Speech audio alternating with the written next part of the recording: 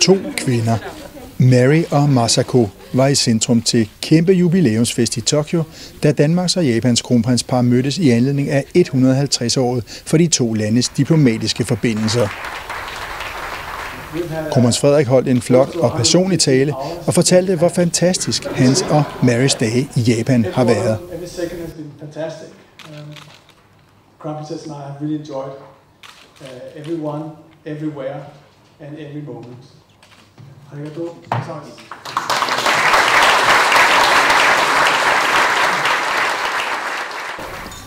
Efter talen var det tid til en skål, eller kampai, som det hedder på japansk.